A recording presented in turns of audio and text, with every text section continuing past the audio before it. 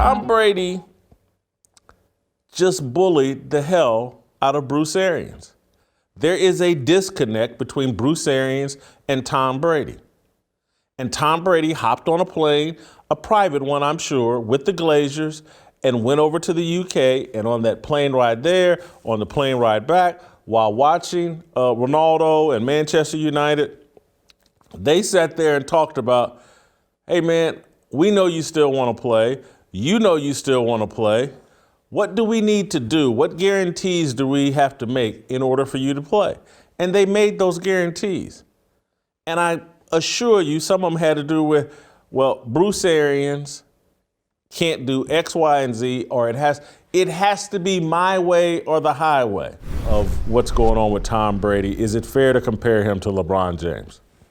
You will never hear me agree with you when you say that Tom Brady is the white LeBron James. So we can start with that. But I will tell you, I agree with probably 70% of what you just said. I just think there's some differences in how you operate at the end of your career when you've decided you aren't looking to continue building over a 10, 15, 20-year period. Then LeBron was doing this early. As you mentioned, he was 28 or whatever it was. I think there was a big difference between what we saw with him compared to now at the end of his career with Tom Brady. Tom Brady is at the very end of his career where individual teams, we saw the Broncos do it with Peyton Manning. We've seen the Rams basically mortgage their entire future to go get the Super Bowl right now with their new stadium. Every team is looking for the Super Bowl right now because most of them, if they don't have an unbelievable quarterback like Tom Brady, they're not going to build for 10 or 15 or 20 years. And nothing's gotten better. Actually, things have gotten worse, and that would set off panic. Wait a second. It gets worse because the panic didn't start post-Trump, and it didn't start with Trump. This is an intergenerational hydra that is the fallout of Marxism, okay? This is the Marxist, communist, Leninist ideology going astray.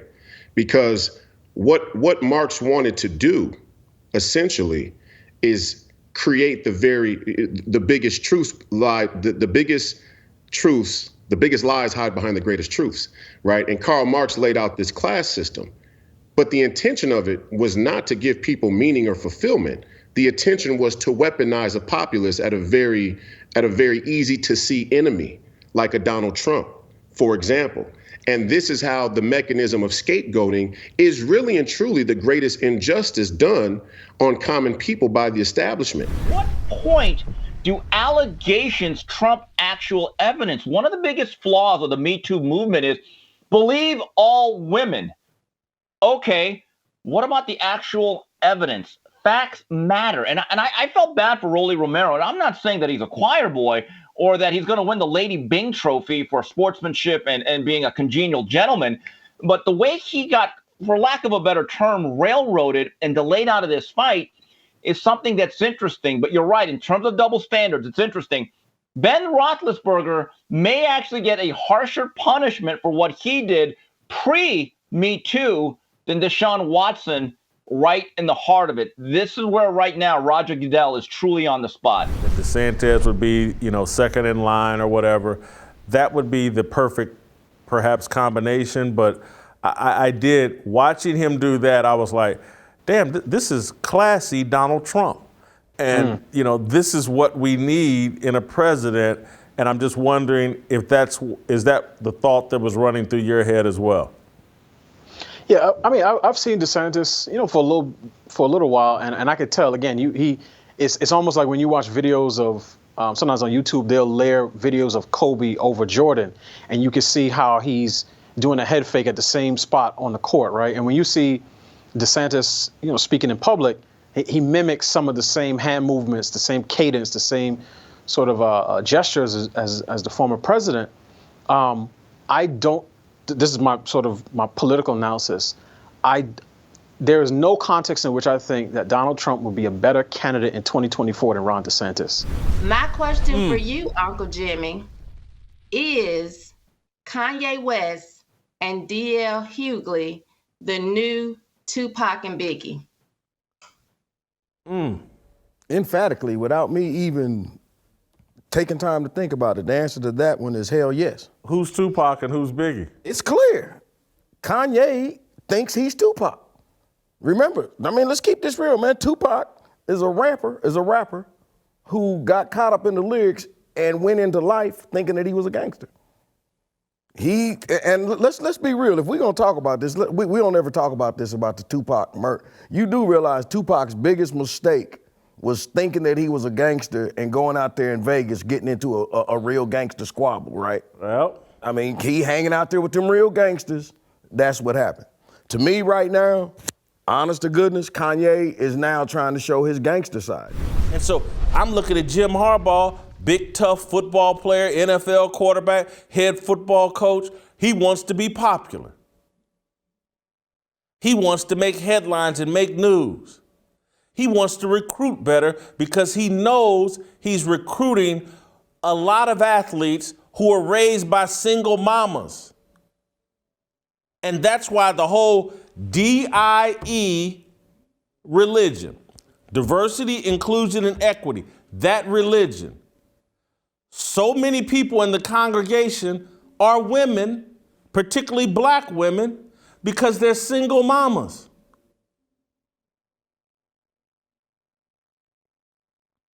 And Jim Harbaugh knows exactly who he's speaking to.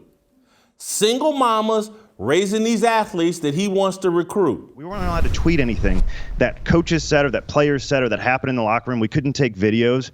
Coach Pinkel always took everything. If we did, we got in big trouble for having even a video of something that happened in the locker room. You weren't allowed to do it. The idea was we have this exclusive, insular place where it's your family that you can trust what's going on. And so you can say something borderline to your buddy that you know is not going to get out and is going to be all over the media. And you can make jokes you wouldn't make elsewhere.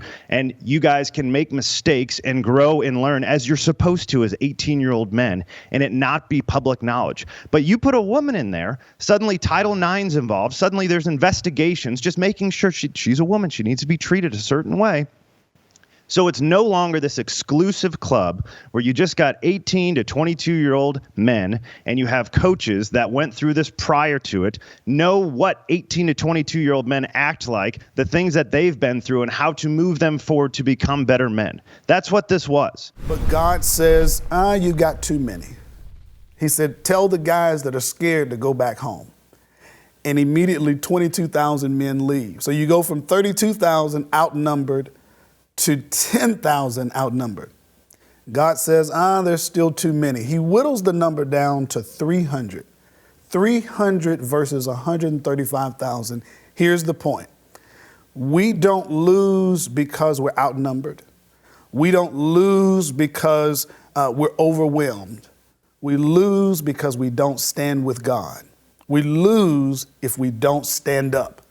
God took the 300 and his might and delivered Israel from the Midianites. 300 versus 135,000. So when I hear you and I hear where the world is going, I think about we're outnumbered as Christians as it relates to all these issues that are going on. That may be the case. Okay, there may be more of them than, let's just go with the argument. There may be, but I've got God on my side. And if I stand with God, we'll never lose. Deshaun Watson is from the Atlanta area. That's where he allegedly wants to play. Matt Ryan's not panicking. Matt Ryan's not firing off you didn't break up with me. I broke up with you. Didn't you see that letter? I sent you that text at 12:04 a.m. You didn't text me until 12:08. I broke up with you. It's very childish to me what Baker Mayfield has done. It feels like 7th, 8th grade. He passed a note. Check this box. And I'll say this about Matt Ryan. He has an MVP under his belt. He's been a perennial Pro Bowler. Again, he's got some equity in that franchise. He makes an argument for being the greatest franchise quarterback in Atlanta history. And you know what he is, though, at the end of the day? A pro. Thumbs up to that. I know there's a lot of people, including me, that have been critical of Coach K. And just like, he gets a lot of credit for coaching 2-parent kids where some other schools Seriously, where some other schools are Jason, coaching one-parent kids. But I got to tip my hat to him. He built a program in Duke's academic standards, made it so that, that's what he needed to do. But he got the most talented two-parent kids in the country, including Grant Hill, who would have been a challenger, in my view, to Jordan's throne had he not had the ankle injuries in the NBA. Nobody more talented than Grant Hill. And so I think it's Coach K, and it's not close. Bobby Knight would probably be my number 2 in terms of who I was impressed with and what they did as a college basketball coach, and then maybe John Wooden. Came out against D.L. Hughley, posted a picture of D.L. and said, "This grown-ass man picked this outfit out himself. Is he influential or under the influence?" Now we know Uncle Jimmy has style, and since Joan Rivers is dead, I just want Uncle Jimmy to be the fashion king and give us his advice on who dresses better, D.L. Hughley or Kanye West. What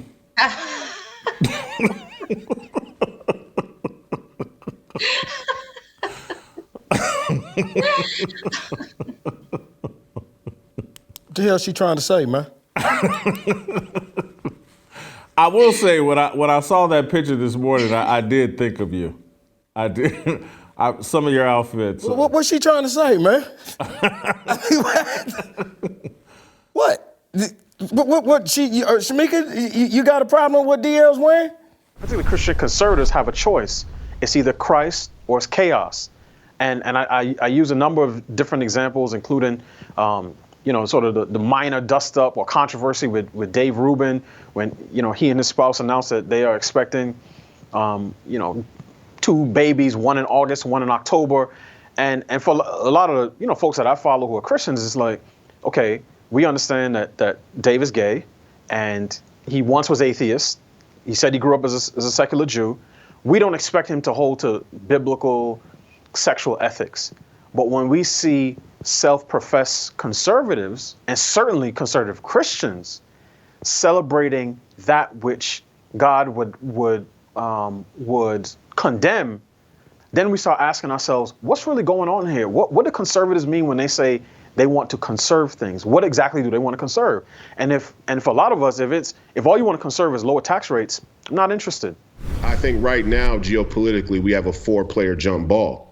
And your guy, Glenn Beck, laid this out as well. I shot you that text message one day and said how Beck laid this out on his show about a week after I had written it in my Substack.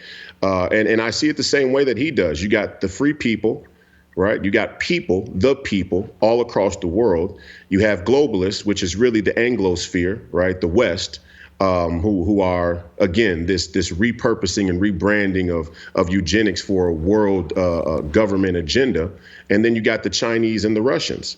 And the distinct difference between them is the China and Russia want a nationalist dictatorship, and the globalists just want an international dictatorship. So you're seeing a fight right now in the Ukraine between national dictatorship and international dictatorship. Character. I've gone up actually in character. He got his money. I'm sort of a fan of Aaron Rodgers at this point. I love his stance on COVID and the vaccine. So I'm giving a 22 in character. I'm gonna give him a 25 again. First of all, the character, I like the little rock and roll grunge character that he plays on the State Farm commercials. Yeah. I do like that, but the thing that I don't like about him is he gets sacked a lot. And I don't know, Steve, you're a fan. I don't know if you noticed this, but here, as a matter of fact, let's take a look at some of the people he's been getting sacked by. No. I'm gonna tell you something, fellas. I could be wrong, but that's an offensive line I could get behind.